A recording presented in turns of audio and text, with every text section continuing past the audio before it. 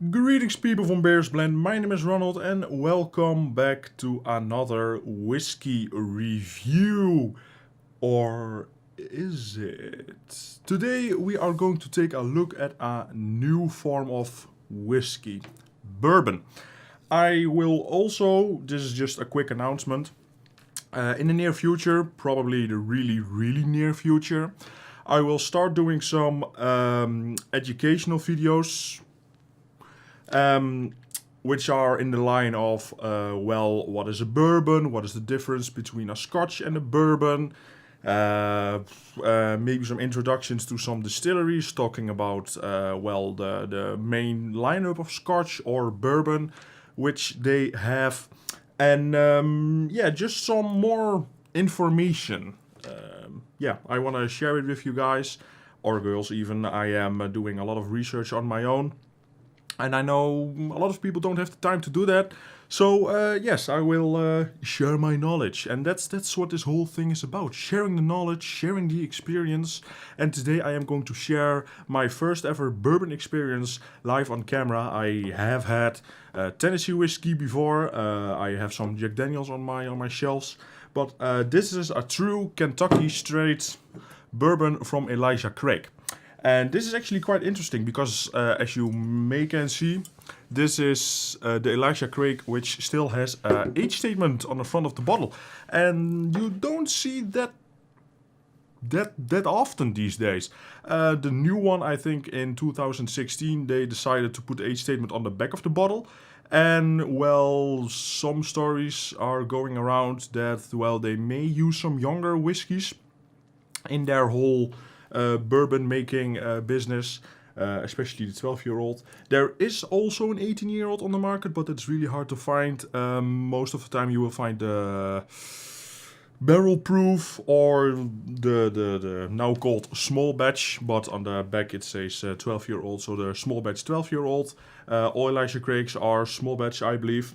That's what it says on the internet, by the way. But yeah, just a little background story about Elijah Craig. I have some notes over here. This Elijah Craig is produced by Heaven Hill. Heaven Hill is a corporation, of course, located in the U.S. Where else would it be? It is located, the headquarters, that's important. The business headquarters, the office, is located in Bardstown, Kentucky. And the distillery, which is called the Heaven Hill Bernheim Distillery, is in Louisville, Kentucky. So, yeah, well, they sell it as a straight bourbon. And, well, what is a straight bourbon? Does it need to do something for it to be called a straight bourbon? I will talk about that in some future information type videos, which I shared with you earlier. Okay, let's take a little look at some other stuff they have going around here. Yeah, well, where does the name Elijah Craig come from? Well, Elijah Craig was a person in the early mists of time. He was a Baptist preacher, which is, yeah. Later he became an entrepreneur and a teacher. Don't know how that worked, but okay. And well, then the dude decided to make bourbon, I believe. Yes, that's the story, I believe. Or is it? Okay, now I've lost all my notes. This is great. 1789, so end of the 18th century it was founded. That's quite early on in the mists of time. Oh yes, here we go. Right. I don't okay.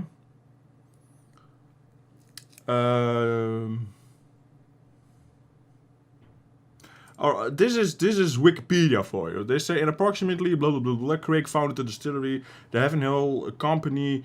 Obviously credits him with the invention of true Kentucky bourbon. Okay, sure. There's a lot of going around on that. But then another thingy here says that they called their line Elijah Craig to honor the dude. But okay, that's okay, fine. Yeah, blah blah blah blah blah blah. Sure, fine. By the way, this is something I know personally. The Elijah Craig dude was based around the Virginia area, which now is the state of Kentucky. So there's that for you. Yeah, well, I don't see anything really interesting. Well, Ronald, why didn't you learn it? It's through memory, etc. Well, that's because if I do it everything, if I do everything from my head, I could mix up some details or some dates, etc., and then I will give you wrong information, and I don't want that to happen. So I have the Wikipedia thing here next to me. Just to check everything, but everything seems in order. So that's the whole story of Elijah Craig for you. And yeah, the whole story that, well, Elijah Craig has invented bourbon and is the father of bourbon.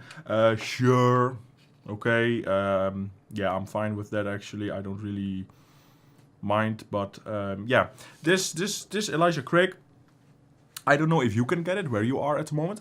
Probably you have to do with the small batch. I found this on the shelf of some of my local liquor stores actually here in the Netherlands. So yeah, I can get it here.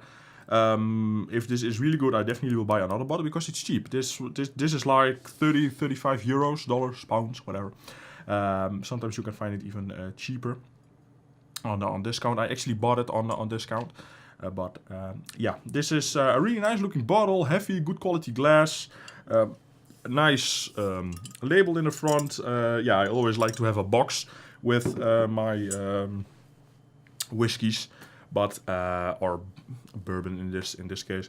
But yeah, I don't know why I never got into the bourbon. Maybe because, well, Scotch is a lot more expensive than bourbon is. And well, maybe the packaging and the whole marketing strategy of bourbon isn't really appealing to me. But maybe today I will change my mind entirely, and that's why I decided to do it live on camera for you people. So I suggest we crack this puppy open. It is still closed, by the way. So yes. Okay, well, this is not off to a great start. It's plastic. Oh my god, what have I done? Did I just waste my money? I honestly don't think so. There is some writing here on the back. Perfection takes time, and Elijah Craig has made it worth the wait. 12 years in the making, a fresh limestone spring water and a special yeast recipe that has been a family secret for generations. These are just some of the reasons why Elijah Craig, a true small batch bourbon before the term even existed, is considered one of the world's greatest bourbons. And that's indeed the case. Elijah Craig is most of the time associated with a benchmark in the bourbon industry. So if you want to get into bourbon, I suggest you try this. It is 47% alcohol by volume. That's a lot. That's for all your Americans, 94% proof. So it is quite high. It's quite hot in the sense of alcohol. I will experiment with some water, but I need to do that in my own time. Maybe I will do that tonight, just in my free time. But I just want to get into this, you know? Just... Ooh, nice plop. Yeah, this is something that really let me down. Good quality cork though. It's a good cork, and that's really...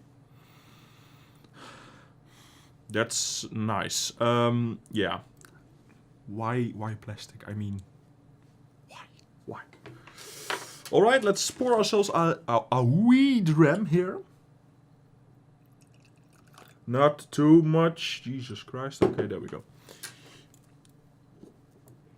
There we go. All right, Elijah Craig for you. By the way, all bourbons need to be natural colored by law, so no E150 caramel coloring witchcraft going on. Just pure cask. Yeah, that is a quite hot nose. It's quite cool. That's because of the alcohol, but it's not burning in my nose or anything. I was expecting that. I have not opened any of my high ABV whiskies that I have. So, yeah, I have a barrel-proof Glendronach. My Artback is also quite high. It's really nice vanilla, creamy caramel, honey, just everything you expect a bourbon to be, but not in a bad way. The reason I always steered away from bourbon is I like my sherry whiskeys, and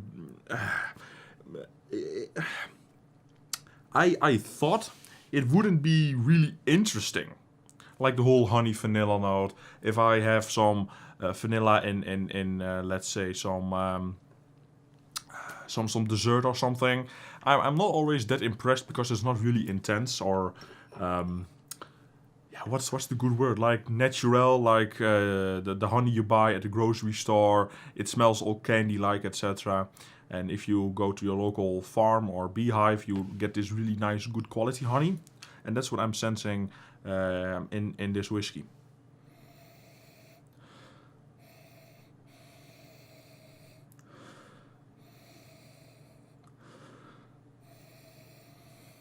Yeah, even if I go deep into the whiskey, there is not a really sense of alcohol or anything. Now, 47% isn't that high for a bourbon. Most of the time, bourbons are above 50, or barrel strength or cask strength, barrel proof, whatever you want to call it, all the same thing. But this is a nice nose. Yeah, I can sense why people really like this, because the nose shows some age and maturity. And I cannot smell any alcohol or youngness, even, well, of the things that I just said. And 12 years old for a bourbon is quite old. Let's taste it, shall we?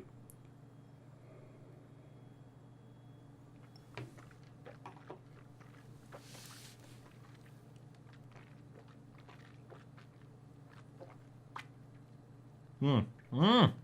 Mm. Ah. Mm.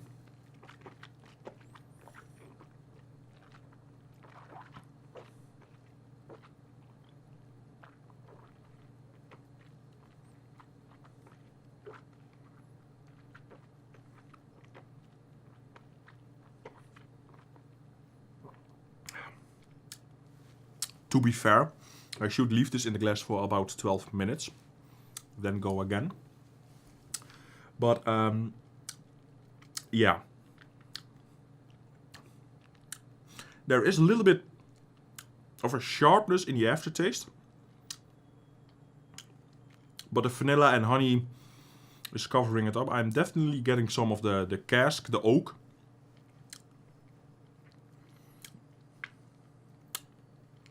It's not sweet or anything, like sweet, you know? It's more of the dark sweetness.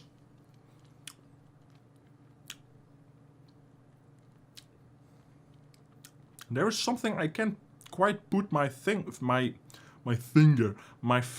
on. This reminds me of, by the way, Jack Daniel's Single Barrel, the normal one, not the barrel proof or whatever other editions they have, just the normal one. But of course without the charcoal mellowing. It has a nice mouthfeel, it's nice, it's good.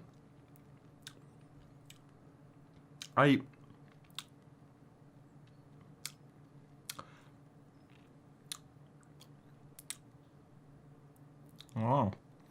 Maybe it is. You see, I'm not really familiar with bourbons. That's why I wanted to do this on camera. So I'm a little bit staggered here. It's not really a metallic note that I'm getting, like youngness.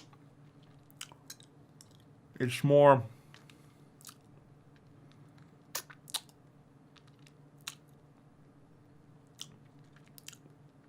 I think it may be an ingredient that they use. I am not really a bourbon person in the ways of knowing what type of ingredients. I know you have rye bourbon, malt, barley, you have like all these kinds.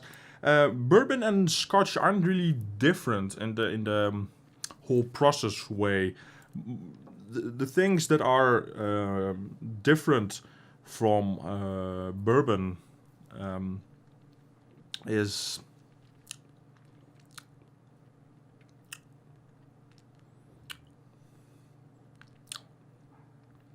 I don't know. I am not really liking the aftertaste of this. I don't know what it is. It reminds me of pine trees, but I don't. The sharpness of pine trees, I don't know. By the way, this is the first dram of a bottle. This is. You should not buy or not buy this whiskey based on this video. Well, I say you should buy it because I know this will be a good one. But most of the time, the first glass out of a bottle isn't that good. So this may even be some cork influence or something, because I saw the cork was quite wet. So the thing that I'm getting here, the finish, might be because of a million things. But the nose, out of the bottle, out of the box, out of the bottle, is good. This is a good bourbon, especially for the price. It has a nice nose, and I can only see this nose getting better. But if the nose stays the same way as it is now, then I'm perfectly fine with it. You can sip this at 47%, no problem. But I think this will benefit from some water, though. I will definitely do a follow-up video when adding water to this, because I think this one with water in it will completely change it, because it's closed off. It is. I can't really put my finger on some of the notes I'm getting.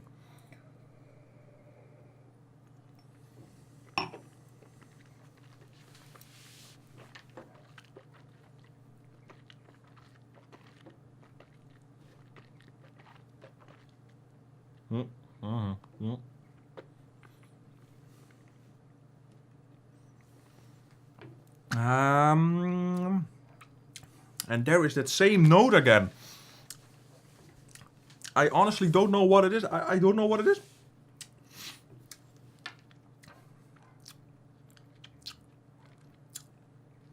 Maybe it has to grow on me, because now it's not nearly as buggering as the first one was. That was more metallic than it is now, so this is definitely a case of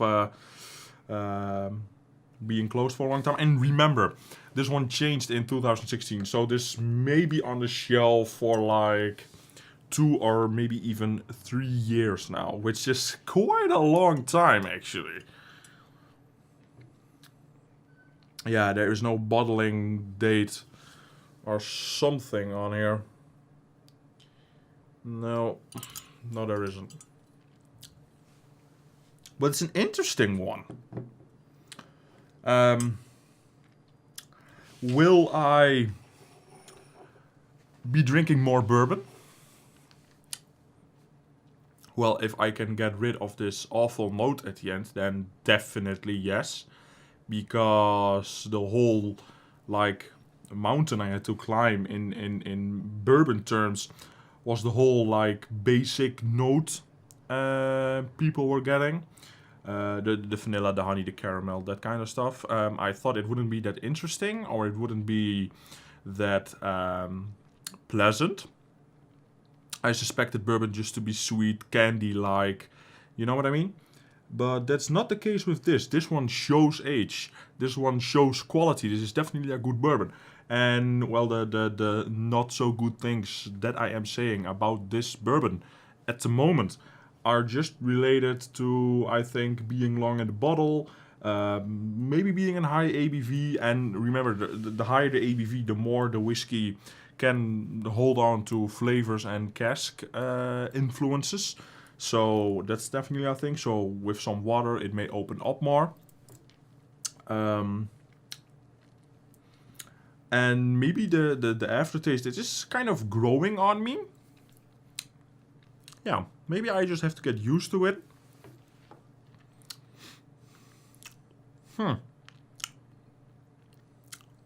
It's not disgusting or something in the aftertaste. I said awful earlier on, but that was just me joking. It's not awful. I can see why some people. Oh, there's definitely. I was getting some caramel notes in my nose, and oh yes, oh there we go. It has been in the glass. Let's see. Yes, it probably is in the glass for like 12 minutes now. A year in the glass for a year in the cask. And I'm definitely getting chocolate and all the nice things. Oh yes. Oh, this nose, loving it. Oh yes. Lovely nose. This one does indeed need time, and that proves my point that whiskey does need time to open up. And well, I believe. I don't think I believe this will get better once I get some liquid out of the bottle, let it oxidize a little bit, open it up a couple times, replacing some air so that it can oxidize with the minimal air that is in here at the moment.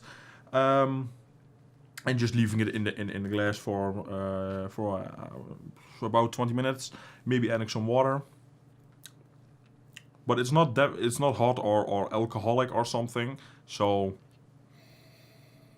no, definitely not. It is kind of cool, so maybe someone can associate that with alcohol, but it is not unpleasant. If that is the case, then well, the cohesion with the alcohol and the other notes is quite nice. But it's not sharp or something, or burning.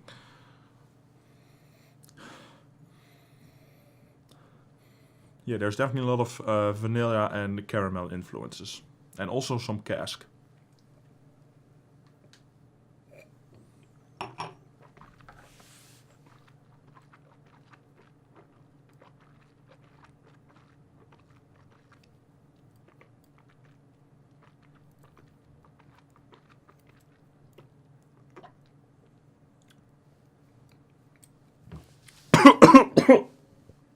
Oh, Jesus. Oh.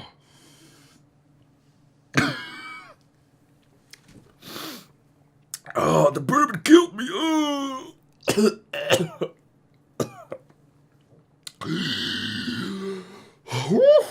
Okay, I am awake. I am definitely awake.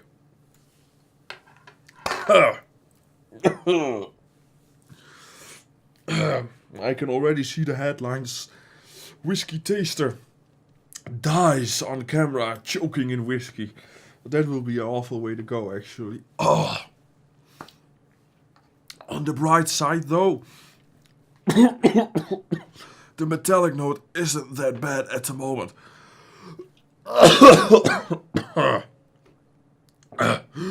Okay, I'm alive again. Welcome back, everybody. Jesus Christ.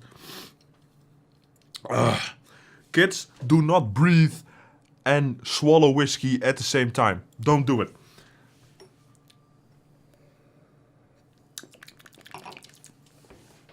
So, yes.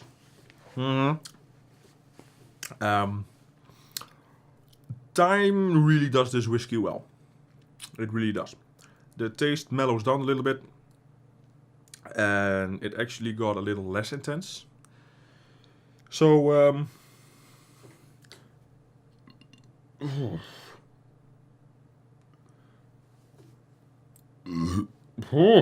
all right. Oh, that feels better. Jesus. All right. My apologies. All right. So, well, what kind of mark will I be giving this?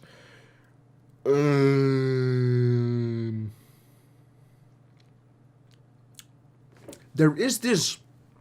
It is not metallic. It's planty, but I can't put my finger on it. It's nothing that I've ever come across in the first place. So maybe it's rye.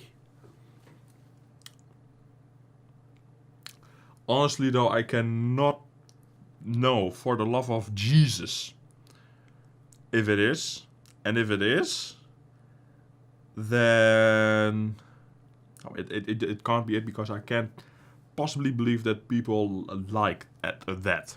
Oh my God, I'm dying on the inside. Yeah, I think for now I will give it a 6.6. Yes, I think that will be a good mark for this one. 6.6.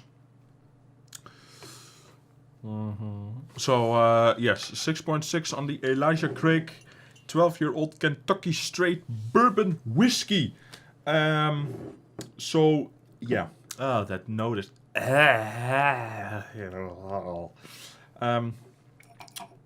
What is that? Oh, it's really intense now. Oh, it's awful. I hope that goes away. Because honestly, I don't like it. Ugh. It's bittery or something. I expected a lot of things, but not that because I don't even know what it is. But okay, well, that's all fine, nice, and dandy. I will do a follow-up review on this if I discover that water does it good. If not, then I will probably leave, well, that statement down below in the comments. So if you don't see a comment of me saying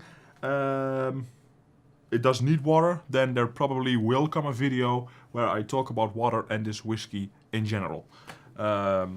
So yeah, that's that. That note is awful. I'm gonna flush my mouth with 1,000 gallons of Listerine because I don't like it. I don't like it. Like, everything of this whiskey is really nice, and then the end is just But yeah, it kind of has the shape of a tombstone. It kind of has it, doesn't it? Okay, well, yes. Should you buy this? Yes or no? Well, yes, because I for sure believe that strange note at the end is going away, and if not, then this is going down the sink. No, it will not.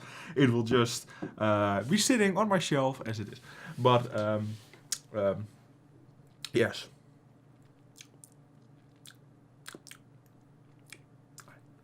Can't get over it. Ladies and gentlemen, I thank you for watching. This is my first ever, like, bourbon experience, and I'm kind of disappointed. But also, I am not disappointed. Okay. I will definitely buy another bourbon. Why? Because, well, one bottle doesn't say all, you know? And bourbon is really that expensive. And maybe it grows on me, you know? I mean, my first whiskey experience in general was quite awful. Glenmorangie 8-year-old. You don't wish that one on your worst enemy. But, yeah, I persevered and bought another bottle. And that was enjoyable. And now when I taste the Glenmorangie 8-year-old, I'm like, yeah, it's not that bad anyway. So, yeah, I think this is a new experience for my palate. And that's the reason why I am complaining about it. I think that's the case. Either way, yeah, well, that was it for today. Another long video. My God, I'm sorry. But, yeah, I think it was worth it. Especially the whole dying part, you know? And no, you will not get my whiskey if I die. You will not. Ladies and gentlemen, I thank you for watching. I hope you leave a like. I hope you enjoyed it. Should you buy this? You should. You should. Yeah. It definitely shows age, and it has a lot of the bourbon characteristics. And the only thing I don't like about it is the finish. And you have to taste. So, yeah. Well, hope to see you soon. And goodbye.